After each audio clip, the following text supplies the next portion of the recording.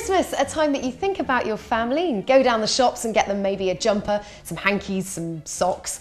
But today I'm with wine expert Joe Wadsack, who's going to persuade me that the must-give present this year is actually a bottle of wine.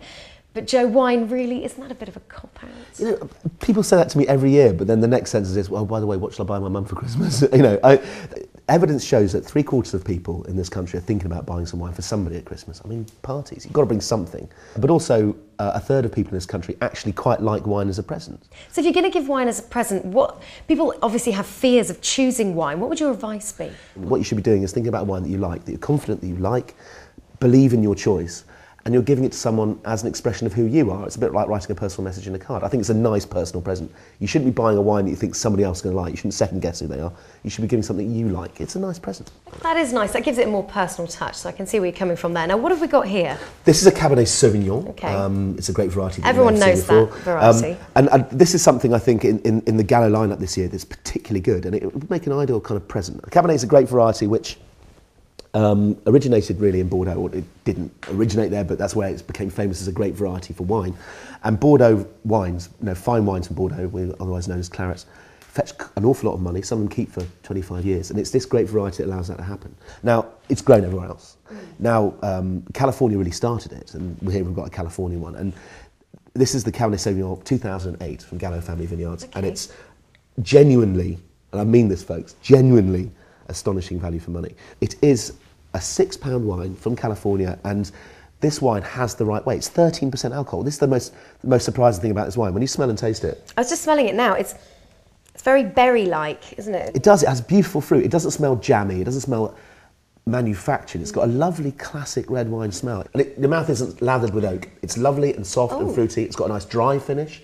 It's not filled with alcohol. Alcohol makes it too sweet and plump. I really expected that to really almost blow my head off. You know when you get it in your nose? You can almost feel the alcohol. I think this wine's really, really good. And it's obviously a wine you can drink on your own in front of the fire. I can imagine sitting in the boozer with a glass of red like this in winter after a long walk. But it also goes brilliantly with all sorts of foods. This is a perfect gift. Now, the other minefield at Christmas is, of course, choosing the wines you're going to have with your Christmas dinner. Turkey isn't like chicken. Chicken goes with almost everything. For some reason, turkey doesn't. It has an earthiness and it has a minerally flavour. So we got 60 wines in from different supermarkets and high street retailers, tasted them all, then had the full 9 yards Christmas lunch. Right? We had the bread sauce made from scratch. We had the little bacon around the chaplas. We had the sage stuffing. We had the roasted, and we did it all, and we stuffed ourselves. And we then tasted all the wines to see how that affected the way that we saw it. And the wines that came out on top were a real surprise, particularly one of them, which I'll keep as a surprise until the end. But the first one was Shiraz. Oz Clarke actually used to bang on about it, and he's absolutely right, that the flavours of Turkey, no matter how delicate they appear, need a big, juicy, soft, opulent wine. And what could be better than a New World Shiraz? So here we've got a Gallo Family Vineyard Shiraz. Now, people might choose a wine that says it goes with chicken on the label because of the poultry connection. Turkey doesn't go anything like as well with most wines as chicken does. Taste the wine, because again, this is surprisingly light and elegant for a New World Shiraz, right? It tastes almost like cranberries. Yes, and you think turkey, cranberry sauce, I mean, it's a no-brainer. That's why it works. Here's the real surprise. I'll put this down for a sec. Get me the other two glasses. We found, out of all 60 wines at this tasting, the best wine of the lot was a Pinot Gris.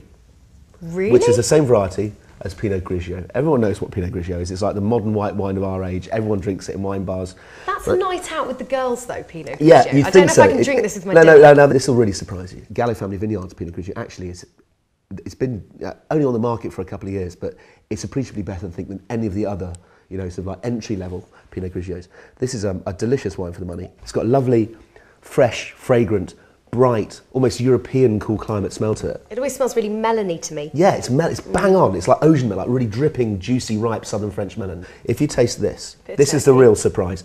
There's a flavour, the grassy, ample but grassy, opulent but grassy flavour of New World Pinot Grigio has the same opulent but grassy taste of Turkey. Turkey has the same sort of flavours. Okay. Have a taste. They're perfect together. Oh. And it was a surprise. We just couldn't believe that the most ubiquitous wine in every wine bar in the country actually is the final answer with Turkey. So that's what I drink. Now, I think that is what I'm going to be doing at Christmas. It goes better than red. I keep the red for the cheese course and the James Bond. Perfect. I mean, you've got lots of different people around at Christmas, so you need to have a choice of wines anyway. And they're very versatile as well. Lovely. Well, thanks for that, Joe. Cheers. Merry Christmas. To you too. Like the hat. Oh, thanks.